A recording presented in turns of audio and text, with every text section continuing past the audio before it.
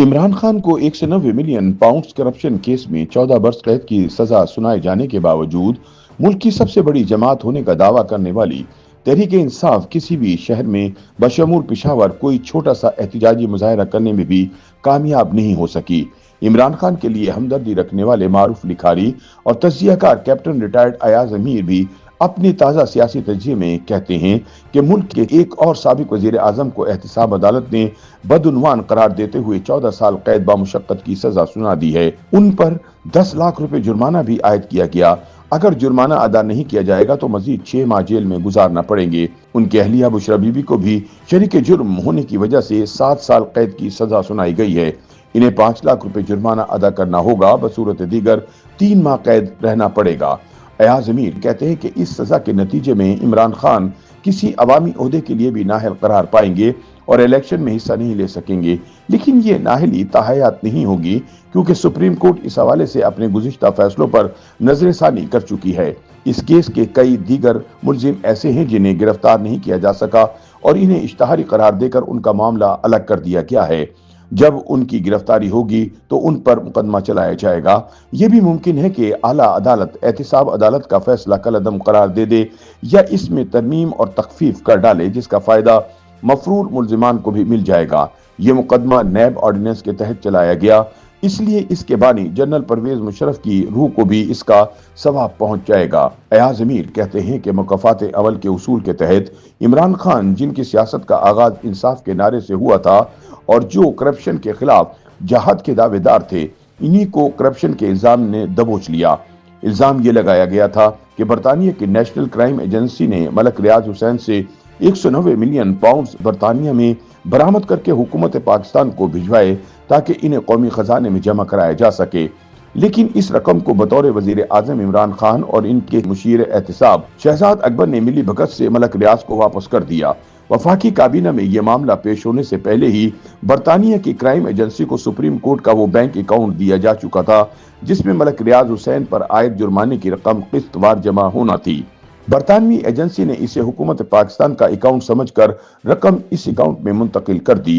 यूं कौमी खजाने को अरबों रुपए का नुकसान पहुंचाया गया।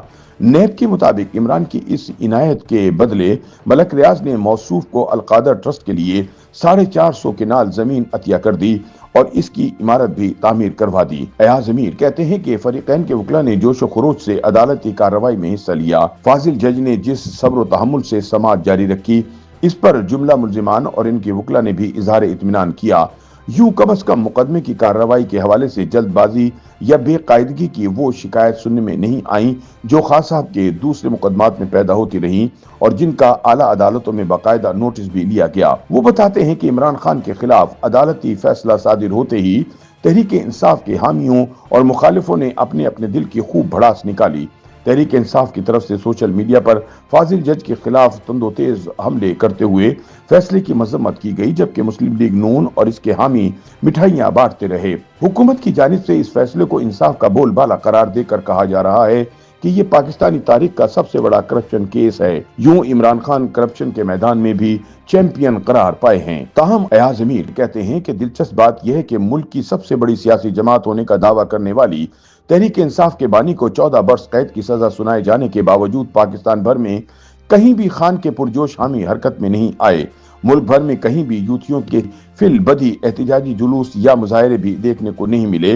गोया पीटीआई को इज्तिमाई तौर पर चुप सी लग गई है, जिसकी बुनियादी वजह शायद इमरान खान की जानिब से बार बार दी जाने वाली एहतिजाजी कालों की नाकामी है। ये भी याद रखना चाहिए कि इस्लामाबाद में आखिरी एहतिजाजी काल का अंजाम नाकामी पर हुआ था और पीटीआई की क़यादत बशमूल बुशरा बीबी और अली अमीन गंडापुर को अपनी जूतियां उठाकर दारुल हुकूमत से फरार होना पड़ा था। अयाज अमीर कहते हैं कि इमरान खान के हामी और मुखालिफिन जो भी कहें, ये एक निचली अदालत का फैसला है और मुल्ज़मान को इसके खिलाफ 2 अपीलों का हक हासिल होगा।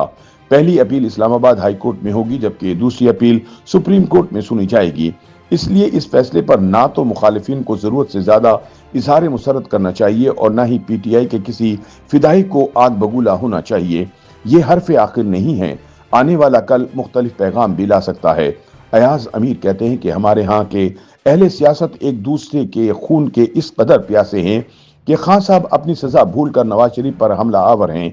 ان کا کہنا ہے کہ 190 ملین پاؤنڈ جن صاحب سے برآمد کیے گئے ہیں انہوں نے حسن نواز کی لندن میں پراپرٹی مارکیٹ سے دوگنا قیمت پر خریدی تھی۔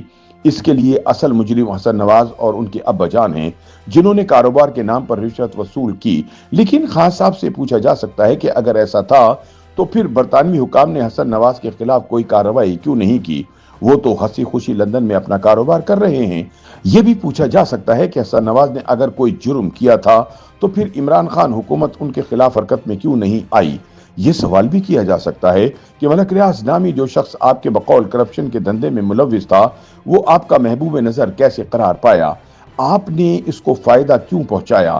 اس کے ساتھ پیار کی پینگیں کیوں بڑھائیں اور القادر یونیورسٹی کی تعمیر اور تکمیل کا تحفہ اس سے کیوں وصول کیا؟